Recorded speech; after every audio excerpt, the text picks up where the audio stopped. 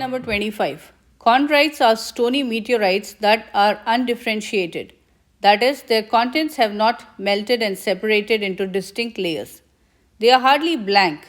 Many chondrites experience aqueous alteration as a result of exposure to fluids, as well as fracturing, veining, and localized melting due to collisions with other objects. Which choice completes the text so that it conforms to the conventions of standard English? A. Pristine, comma, though.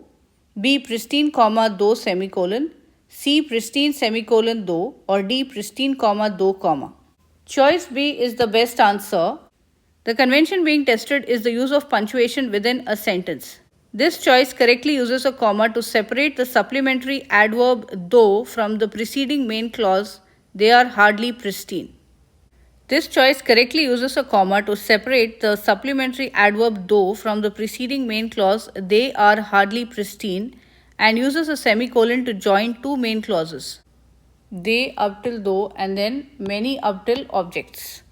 Further, placing the semicolon after though indicates that the information in the preceding main clause, chondrites are far from pristine, is contrary to what might be assumed from the information in the previous sentence.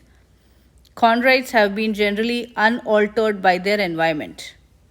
And A is incorrect because placing the comma after pristine and using though as a subordinating conjunction illogically indicates that the information in the next main clause, many chondrites have experienced damage, is contrary to the information in the previous clause.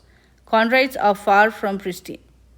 Choice C is incorrect because placing the semicolon after pristine illogically indicates that the information in the next main clause, that is, many chondrites have experienced damage, is contrary to the information in the previous clause. Chondrites are far from pristine. Choice D is incorrect because it results in a comma splice. Without a conjunction following it, the comma after though can't be used in this way to join two main.